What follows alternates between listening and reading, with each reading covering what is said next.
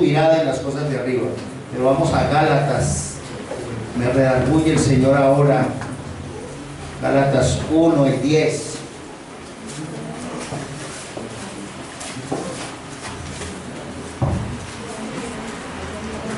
Gálatas 1, 10. Cuando lo tengan me dicen amén, por favor. La palabra para hoy se llama pon tu mirada en las cosas de arriba.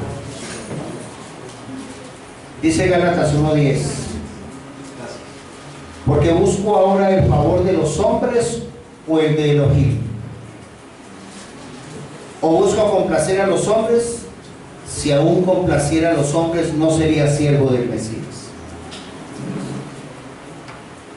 Todos hemos guerreado. Yo creo que hemos guerreado por colocar nuestra mirada en el Rey de una manera diferente a como lo hicieron de pronto nuestros ancestros.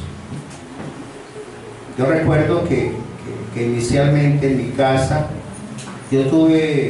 fui muy criticado. Yo provengo de un hogar católico y tanto por el lado de mi mamá como de mi papá católicos. Y yo alguna vez les comentaba que alguna vez estando en bachillerato quería ser franciscano, y cuando yo expuse esa voluntad a mi papá se pegó una enfurecida y dijo: yo en mi casa tuve hombres, yo no quiero faldas. Y eso me fue muy mal. Pero gracias le doy al Rey de Reyes y Señor de Señores porque no tomé esos votos. Porque ya luego, a raíz de eso, empecé a buscar mucho de la palabra, no solamente por lo que me dijeran en un púlpito, sino porque yo quería investigar, yo quería saber, yo quería conocer la realidad, yo quería colocar mi mirada en Él, no en los hombres, no en lo que dijeran los hombres, no en las condiciones en que a nosotros nos levantaron a veces con dogmas que no están en el texto bíblico. Y entonces empecé a caminar y empecé a trasegar y a buscar, tratando de buscar y colocar la mirada en Él. Y de pronto me equivoqué. De pronto algunas veces fui a sectas que no eran del Adón. Pero luego el Señor me fue mostrando, a través me fue guiando. Estuve tan despistado que hasta muchos de ustedes saben que les he contado que estuve por allá, me gustaba la metafísica, el yoga y todo ese tipo de cosas que no son del Adón, pero es buscando una respuesta sobrenatural a lo que yo quería en mi vida, hasta que el Señor tocó mi vida y por su rajem, para no decir misericordia, porque misericordia viene de miseria, o su hashem, su piedad, quiso que le sirviera de una manera diferente. Y ya luego que conozco ya la historia, digo yo: uy, Señor, definitivamente tantas cosas desconocemos, que a veces no colocamos nuestra mirada en las cosas de arriba, sino solamente por lo que a nosotros nos dicen. Y ahí es cuando uno se estrella contra cosas. Pero si a mí me habían dicho que era esto, si me habían dicho que era lo otro, lo de más allá, y uno se va enterando de verdades, uno se va enterando de cosas y dice uno: por favor, entonces estamos haciendo todo en contra de lo que dice la palabra. Estamos tan equivocados a veces porque nos convencen. Eso es como cuando le decían a uno: es que usted tiene que ser, no importa si es liberal o conservador, lo que sea. No, lo digo el ejemplo de una manera abierta y sin resquemores de ninguna especie en eso. Es que aquí en la casa somos conservadores porque todos han sido conservadores míos. O es que aquí somos liberales porque su papá, su mamá, su abuelo eran liberales. No, mis hermanos. Aquí es por convicción, lo mismo. Porque es que yo en la casa fue donde está la religión, yo tengo que ser la misma. No. Cuando el Señor Yeshua HaMashiach, nuestro Mesías, estuvo allá adelante en Jerusalén, se fue en contra de todo el régimen instituido o estatuido por Israel, por la tribu de Judá, por los judíos, y se fue en contra él mismo, siendo judío, de muchas cosas, porque tenía que entrar a colapsar todo lo que ese estado ceremonial y sacerdotal había creado. Y aquí en nuestro medio se ha creado un estado sacerdotal o a veces estados pastorales que están anquilosados y solamente son congregaciones para servir a los hombres, a los intereses financieros de hombres o a intereses particulares, pero no al servicio. Que nosotros coloquemos nuestra mirada en el Señor, porque nosotros como sacerdotes y pastores un día tendremos que dar cuentas al Rey de Reyes, a ver por dónde trasegaron y caminaron nuestras ovejas, a ver si nosotros las guiamos realmente como Él quiso. Hay uno de los pastores preferidos míos, Fran Marsurio, es un hombre que recibió la unción pastoral a los 62 años.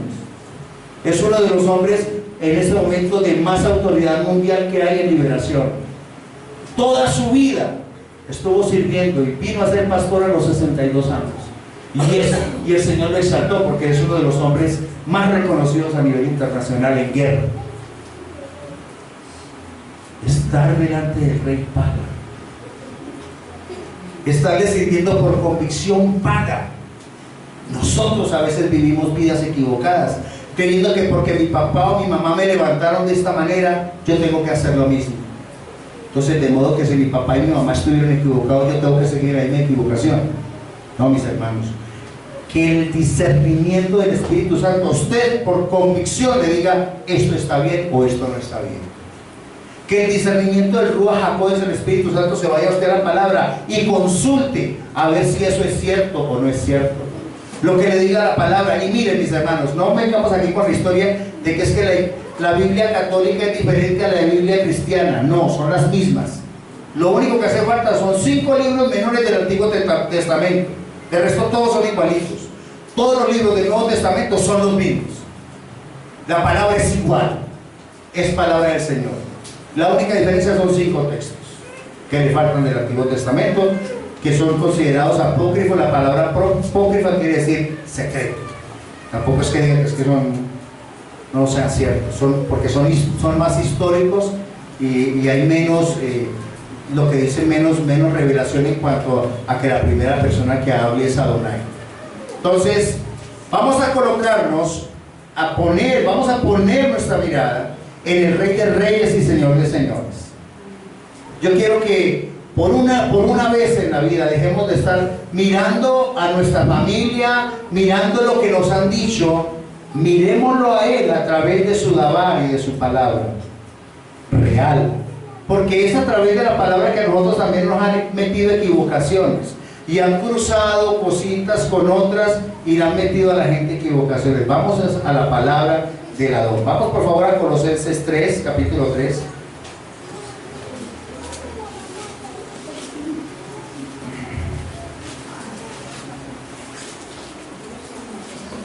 Desde el 1 hasta el 3. Voy a hacer un alto ahí para decirles que hoy está terminando el último día de Pesach, que es la fiesta de los panes y levadura. ¿Usted se acuerda que hace 8 días la iniciamos? ¿Sí? Iniciamos la fiesta de los panes y levadura, que significó, hace un recuento cortiquitico, la salida del pueblo de Israel de Egipto de la esclavitud, que el Señor no permitió que, o sea, esos panes no se le echó levadura. La levadura significa el pecado y todas las cosas malas. Y nuestro Pesaj es Yeshua, que Él se ofreció. En el Pesaj, en el día 14, se separaba un cordero que era sacrificado al 10º día, y allí se comía, se cogió con los dinteles de las puertas, se echó sangre para que cuando pasara el ángel de Yahvé exterminara ¿usted se acuerda de eso? A los primogénitos de los egipcios, y murieron y pudieron ellos salir. Pues sucede que nuestro Pesaj, nuestro cordero, es Yeshua HaMashiach. Usted ya sabe que Él entró a Jerusalén al día 14, al día 10, perdón, la cifra al contrario, y el día 14 fue sacrificado. De acuerdo a los análisis históricos, Él verdaderamente fue sacrificado un día miércoles y resucitó un día sábado. Eso lo puse hoy en el devocional, históricamente, porque por dogma cambiaron y dijeron que había muerto el viernes y había resucitado el domingo, y eso no es cierto. Usted sabe cuántos dogmas nos metieron a nosotros. Ahora, Él resucita en el Pesaj, resucita, son los primeros frutos. El día que el pueblo de Israel está celebrando primeros frutos. Y a partir del segundo día del Pesaj, empieza a contarse una cosa que se llama los días del Omer, que son las 7 semanas, son 49 días, 50 días en cuando se recibe la Torá, eso se llama en hebreo, se llama Shavuot. Ellos celebran cuando el Señor colocó la palabra en el monte Sinaí en su pueblo y le dio estatutos. Y resulta que ese día que alcanzó las cosas para el Señor, ¿no? Fueron 3 días que el Señor separó a ellos en el monte allá Sinaí, en esos días del Omer, para derramar su Torá. Y el día de Pentecostés, que estaba Pedro reunido con todos sus apóstoles, estaba celebrando el Shavuot. Y es ese día cuando existe el derramamiento del Ruach HaKodesh. Qué casual, ¿no? Todo en el Señor tiene un propósito. Tantas cosas que desconocemos. Y el Señor Yeshua fue primeros frutos. La resurrección es primeros frutos. Es los primeros frutos. El Hijo primogénito. El primogénito de todos nosotros. Son los primeros frutos. Muy bien, mis hermanos. Ese Shavuot será del 11 al 13 de junio, cuando termine los días del Omer, ¿sí? Ahora se está terminando la fiesta de Pesaj. Luego estudiaremos eso con más detenimiento, porque usted no se enrede, sino que lo estoy contando por si acaso quiere saber un poquito de la historia del pueblo de Israel, porque usted y yo ya fuimos anexados, ¿o no? A los pactos y las promesas. Dice que ya pertenecemos, según Efesios 2, dice que ya pertenecemos a la ciudadanía de Israel, o sea que somos su pueblo. Que ya dejamos de ser gentiles, porque la palabra gentil, ¿qué quiere decir? Apartado de los hijos sus pactos, o sea que ya no estamos apartados. ¿Quién nos acercó? Yeshua HaMashiach. ¿A través de qué? De su sangre preciosa derramada en la cruz del Calvario. Oigan, mis hermanos, ¿usted sabe cuánto pesaba la cruz? El madero que llevó hasta el Calvario. ¿Sabe cuánto pesaba un madero de esos? Aproximadamente entre 135 y 138 kilos. ¿Sabe lo que sufrió el Adón? Por ti y por mí. Si uno con 40 o 50 kilos está que no puede. Eso fue tremendo. Ahí les dejo esa perlita. También nos gusta que nos dejen perlitas. Muy bien. Volvamos a Colosenses. Dice: si pues fuisteis resucitados juntamente con el Mesías, lo estoy leyendo desde la versión Biblia textual, buscad las cosas de arriba, donde está el Mesías sentado a la diestra de Yahvé. Hago un alto ahí. Nosotros nos la pasamos en la vida pensando otras cosas. Está muy bien que tengamos que trabajar y que tengamos que responder por nuestras obligaciones, pero nosotros no tenemos por qué dejar al Señor en el último lugar, porque primero tengo que trabajar, responder por mis hijos, responder por mis cosas. No. Él dice en su palabra que si le colocamos en primer lugar, todas esas cosas vendrán por añadidura. Es al contrario. Nos enseñaron que tenemos primero que ir con una cantidad de situaciones y de último el Señor. Y allí es donde nosotros nos hemos equivocado. Dice: dos, poned la mira en las cosas de arriba, no en las de la tierra, porque ya habéis muerto y vuestra vida está escondida en el Mesías, en Yahvé. Él pagó un precio de sangre por ti y por mí. Tú le perteneces. ¿Realmente estamos colocando nuestra mirada en las cosas de arriba? A veces nos volvemos como religiosos. Pensamos que porque tenemos una Biblia, estamos yendo a una comunidad cristiana y nos llamamos hermanos, ya con eso es suficiente. Y no, mis hermanos, es personal. Porque el Adonai a mí, no me va a llevar allá porque yo vaya con una Biblia ahí debajo del brazo, pero no esté obedeciendo su palabra, sino a los hacedores verdaderamente de su palabra.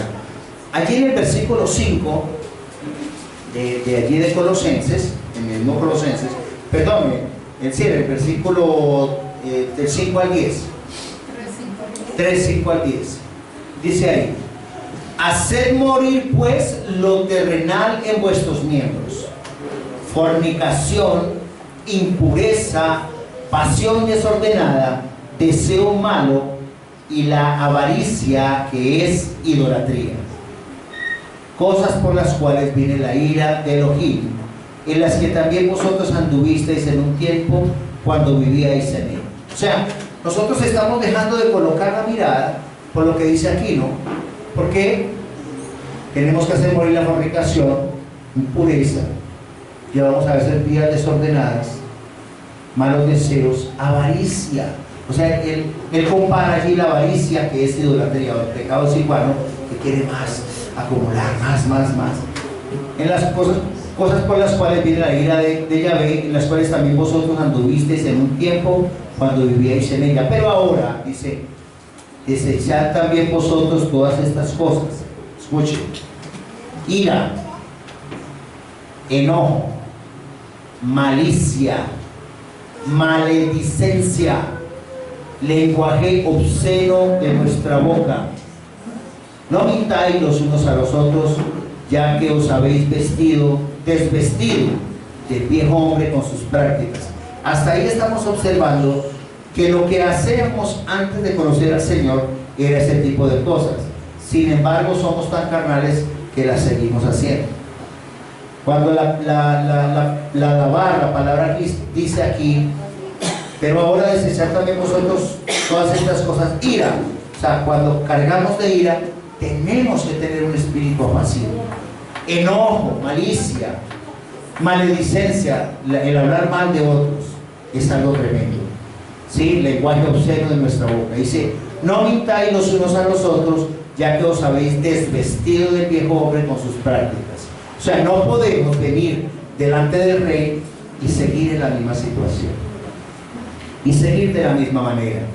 Dice allí, entonces dice: y revestidos de nuevo, el cual conforme a la imagen del que lo creó, se va renovando hasta un conocimiento pleno. O sea, cuando nosotros nos vamos vistiendo del Adón, cuando nosotros colocamos nuestra mirada en el Señor empieza a transformar y dejarnos transformar. Porque es que qué bueno que la gente le dice: mire, usted llega o hace la oración de fe, recibe al Señor y ya usted es salvo. ¿Sí? Y usted puede seguir en la misma, ¿cierto? Tomando, bebiendo, haciendo el mal, hablando más de los demás, murmurando. Eso es un religioso.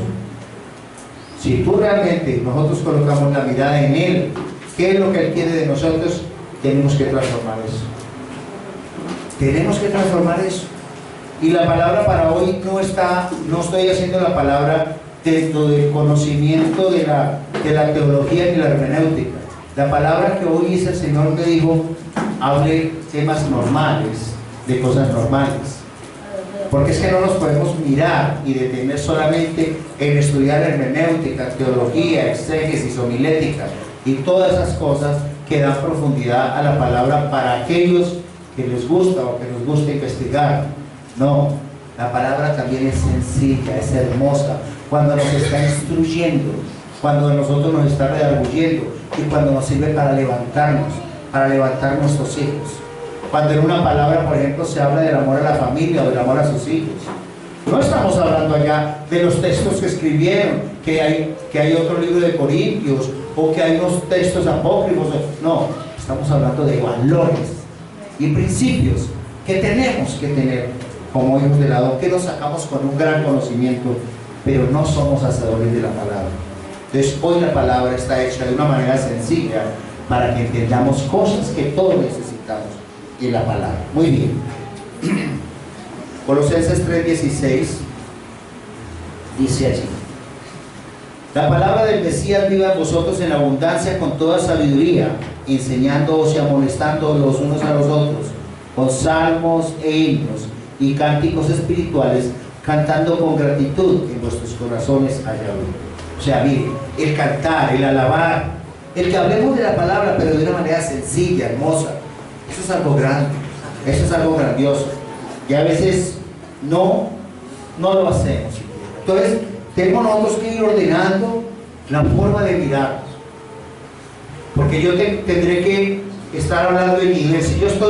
Si yo soy, vamos a suponer, un ingeniero, y hablo con otro ingeniero, Entonces, no soy ingeniero, ustedes saben que. Entonces, si yo hablo con otro y soy ingeniero, entonces voy a hablar en los términos de la profesión. Mi hijo sí es ingeniero. Entonces voy a hablar en los términos de qué, de la profesión, ¿cierto? Y vamos, y yo sé que me va a entender, si sé que es yo lo he escuchado a mi hijo y a mi hermano que también es ingeniero, entonces decir, mire, lo que pasa es que esas columnas, esas vigas, esos amarres, esos, bueno, tiene una cantidad de términos, esos son los más conocidos. Esas zapatas, entonces ellos hablarán y uno estará mirando y se dice, están hablando como en chino, ¿cierto? Pero porque su conocimiento les ha llevado a eso. Pero seguramente que si yo estoy con una persona hablando con un padre de familia, yo voy a tener que hablar a nivel del padre de familia para que me entienda. Que por ejemplo al hijo, lo que pasó esta semana, que estaba yo muy consternado porque me llegó un niño de 7 años con marcas en los brazos, en las piernas, en la espalda, le había pegado con un cable tan duro que sentí tristeza en mi corazón y pesar de ese niño. Yo no puedo ir allá a decirle, vea, lo que pasa es que tengo que hablarle a esa señora y decirle las consecuencias que eso pasa en su vida psicológica, pero en términos que me entienda, ¿cierto? Yo no le puedo decir a ella, vea, es que de acuerdo al decreto tal, a la ley tal, su hijo se lo puede quitar el bienestar. No me va a entender. Yo tengo que tener la sabiduría para hablarle. Y muy seguramente cuando uno de los chiquitos viene a mí y me preguntan cosas, yo no puedo salirle a él con una... Sí, me viene a plantear un problema de matemáticas y no le puedo salir con una ecuación por allá, ¿cierto? Ni siquiera de álgebra, pues. ¿Cierto? Tendré que salir con una matemática elemental para que él me entienda, porque él se va a formar. Y lo mismo en la palabra. Yo aquí no puedo llegar siempre hablando de los grandes temas teológicos, aunque lo he hecho en muchas ocasiones. Pero tenemos ocasiones en que hay cosas que necesitamos, el alma necesita recibir y refrescar, porque si no nos vamos convirtiendo solamente en escuchadores de una palabra selecta, lo que hacían allá en el templo de Jerusalén los fariseos. Ustedes ya saben por qué Juan el Bautista no estaba allá. A Juan el Bautista le correspondía ser el sacerdote, ¿sí?, el Cohen Gadol de Jerusalén, porque venía por 2 familias ministeriales y sacerdotales. Sin embargo, él no estaba allá, él estaba en el desierto y él estaba predicando en el desierto, y allá fue donde fue Yeshua. No fue a buscarlo al templo, lo fue a buscar allá. Entonces a veces necesitamos ese tipo de palabras. Vamos a Mateo, por favor, libro de Mateo capítulo 16. Mateo 16, el 23. Ponemos otra vez allí a la palabra. Nos vamos a leerlo desde el 21. Quiero que miremos una actitud de Pedro. Es una actitud muy humana, pero vamos a ver qué sucedía con Pedro en ese momento. Ustedes saben que Pedro y todos sus discípulos anduvieron con él en todo momento, y eso de pensar nosotros que porque eran discípulos no podían ser tentados por el enemigo, pues sí. Judas fue manejado por Hasatán, por el demonio mismo. Judas lo traicionó, ya sabemos eso.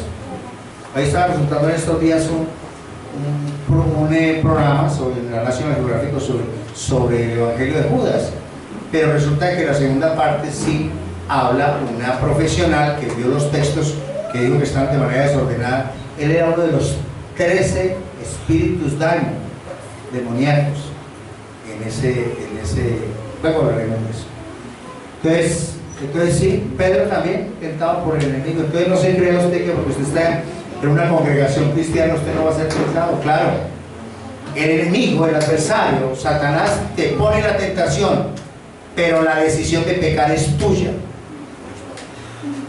Él es el tentador, pero la decisión de pecar es tuya. Él lo tienta a uno de acuerdo a su propia concupiscencia, te pone ahí con lo que más te gusta caer, te lo pone de frente, pero tú eres el responsable de tomar la decisión si caes o no. La decisión es nuestra. Entonces Hasatán, el enemigo, no te está obligando a hacer las cosas, te está poniendo allí, así como hizo con Eva. con el fruto y dijo, mira, está rico. No, pero es que el Señor me dijo que no podemos. Eso no va a pasar nada. Prueba y verá que no va a pasar nada. Eso no pasa nada. Y es lo mismo que te dice hoy, te pone una tentación y te dice, es una canita al aire, no va a pasar nada. La decisión de pecar es tuya. Y a veces por no estar colocando nuestra mirada en lo que Él nos está diciendo, nos perdemos. Cortamos una línea. A veces necesitamos entregar ese Isaac. A veces nosotros necesitamos entregar esas cosas que a nosotros nos llaman la atención, nos han llamado mucho la atención, pero que sabemos que están mal delante del Señor. Sabemos. Pero la carne quiere otra cosa. La carne quiere otra situación.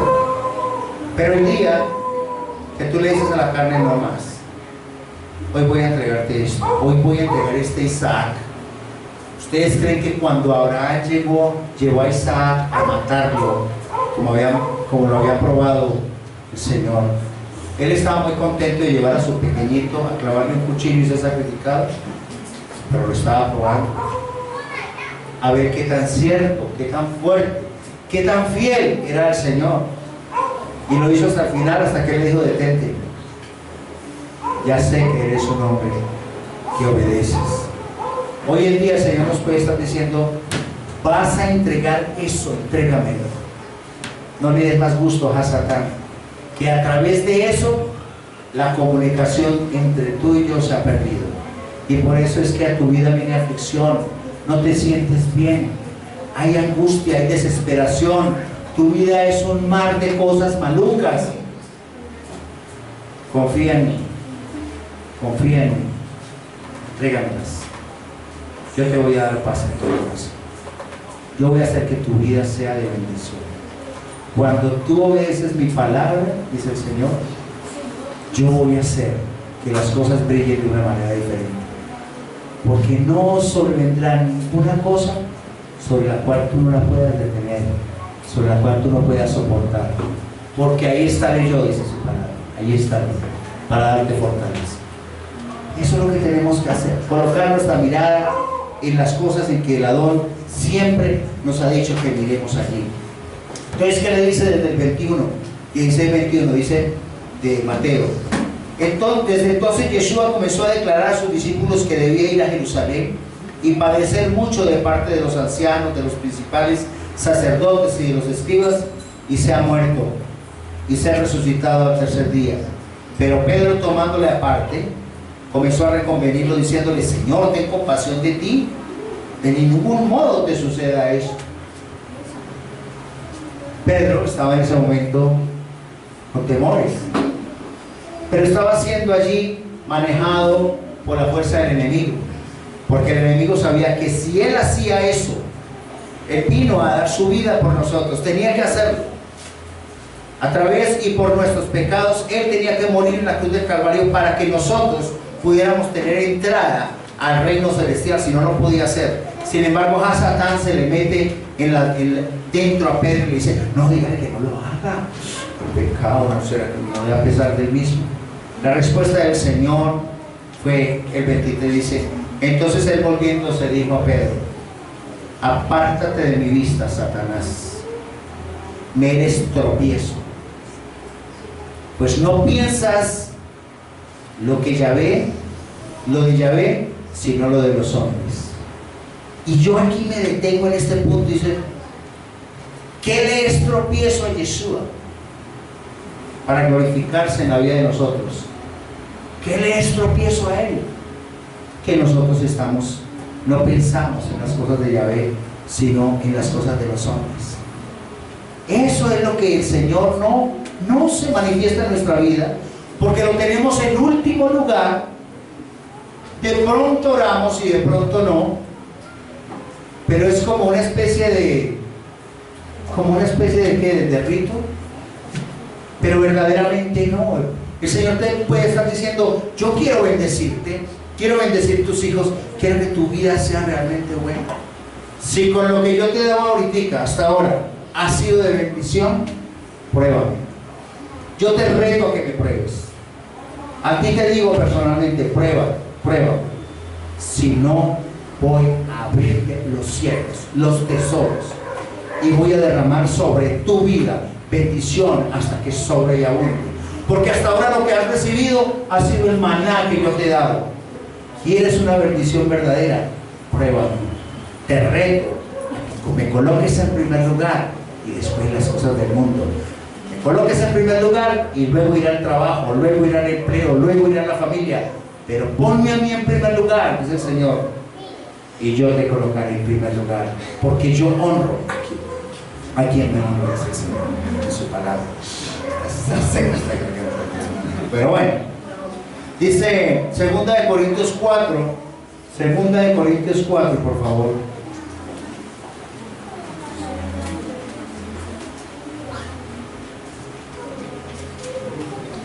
Se escucha un silencio. Versículo 16.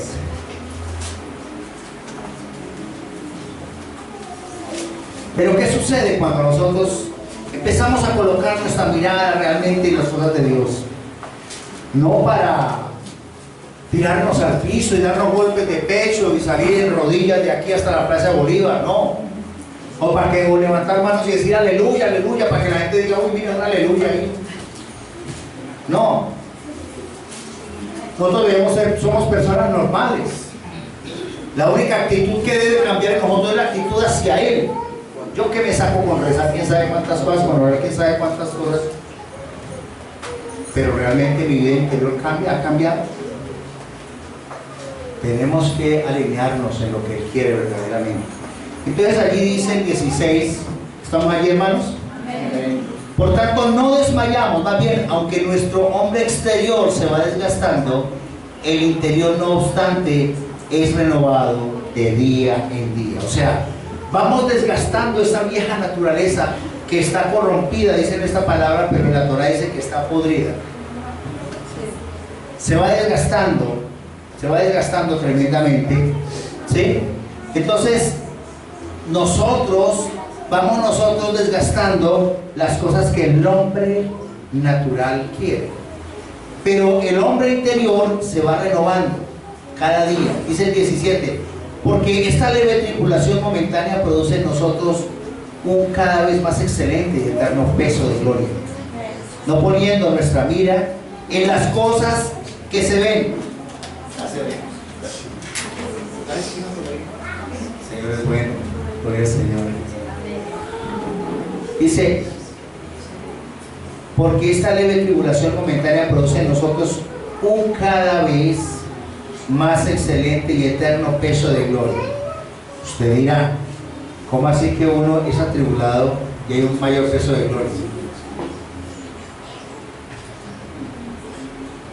Cuando usted le dice a un hijo, ¿usted cree que estas canas qué? ¿Qué cree que esto es gratis?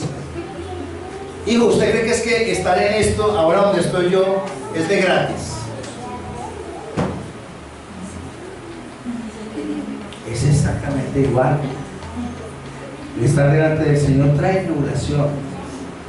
Y cuando usted va a ser más ungido, más presión coloca el Señor sobre su vida. El Señor no dijo jamás, yo no te puedo para que venga conmigo y tendrá carro, casa, beca y chévere. Primero tienen que tallarle y formar. Pero vendrá un peso de gloria cuando usted venga y diga después, mi hijo, no haga eso, por esto y esto y esto y esto, porque hay una experiencia.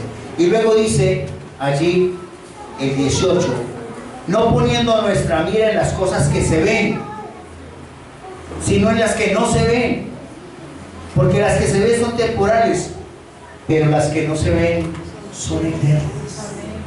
Mis hermanos, las experiencias que nosotros hemos tenido y que muchos hermanos han tenido, las cosas que no se ven, que son maravillosas, cuando uno no ve con los ojos físicos sino con los ojos de la emuná, de la confianza, del don, de la fe, uno ve sorprendentes milagros, cosas maravillosas, cosas verdaderamente sorprendentes cuando le creemos a Él. No creemos en Él, le creemos a Él y a todo lo que es capaz de hacer. Cuando nosotros colocamos nuestra mirada en Él, Él dice, así quiero. Pero generalmente a nosotros nos convencieron de que tengamos esperanza en Él. Nos dicen que tengamos fe y es como una esperanza. Pero cuando usted tiene confianza, dice, Señor, yo no sé qué va a hacer, pero sé que lo vas a hacer. Todo parece imposible, pero yo sé que tú lo vas a hacer. Hoy vamos a tener un testimonio de una persona que nos habló hace una semana. Cosa imposible. La congregación oró por esa persona, oramos por esa persona y se abrieron las ventanas de los cielos. Era algo imposible. Hoy lo tendremos. Y cuando lo hacemos, hemos visto sanidades aquí de enfermedades mortales ya, de personas desahuciadas. Y hemos visto el su mover de una manera maravillosa. Pero a veces tenemos miedo, porque somos como Santo Tomás, hasta no ver, no creer. Y yo necesito creer para poder ver. Entonces tenemos que colocar nuestra mirada en las cosas de arriba. Muy bien. Pero las que no se ven son eternas, dice la palabra. Muy bien. Cuando allí yo veo esto, empiezo a observar si el Señor me está diciendo a nosotros una cantidad de cosas. Hombre, coloque su mirada arriba, no acá. Hombre, los tesoros están allá, no acá. Que todo lo que vemos salió de lo que no se veía, dice la palabra. Y empezamos nosotros a observar y a caminar en esa dimensión. Nos dirán locos, pero yo he visto tantas cosas sobrenaturales. De colocar el Señor amores sobrenaturales, de sanar situaciones que creíamos imposibles. Que si no lo conoce, el Señor es bueno. Después de terminar cosas impresionantes, como todavía hablamos en estos días acerca de eso, definitivamente el que pone el amor de renovar un amor es el Señor, después de que todo está perdido en una relación de pareja. Él es el que pone un amor nuevo, es el que nos llena a nosotros de cosas maravillosas y decimos, esto era imposible, pero porque tenemos nuestra mirada en el Señor puesto. Y cuando tenemos esa mirada puesta en Él y lo ponemos en primer lugar, pero lo hacemos no solamente como el sabatino, que nada más viene los sábados, el sabatino de los sábados, sino el de todos los días, mis hermanos. No es el que viene cada mes a recibir, que cada sábado que usted venga sea la culminación de toda una semana de estar buscando delante de su presencia. Eso es lo que quiere el adorno. El adorno lo que busca es adoradores que le adoren en espíritu y en verdad. Colosenses, ahí mismo en el capítulo 2, segunda de Corintios, capítulo 3, el 18, por favor.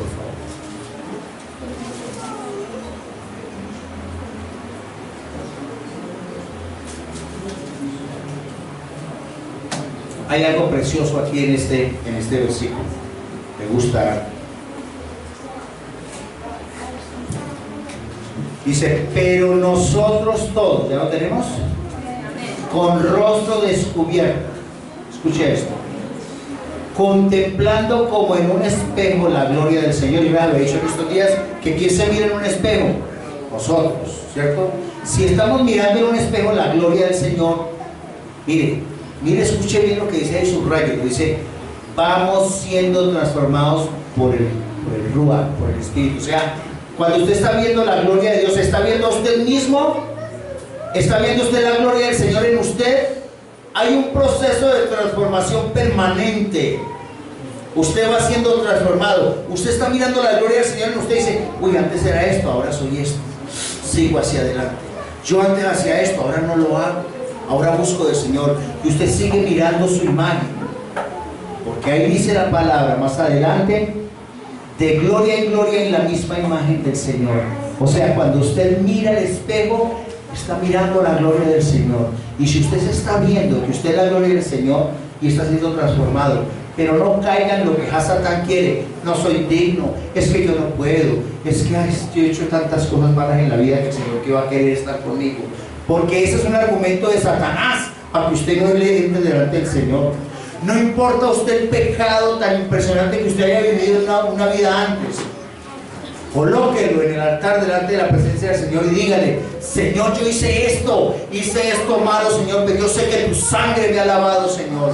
Yo reconozco mi pecado y reconozco que tú un día diste tu vida por mí en el Calvario, y hoy coloco mi mirada en ti, Señor, y creo que fui inscrito en el libro de la vida para salvación y vida eterna. Yo lo creo, no importa lo que yo haya hecho, no importa.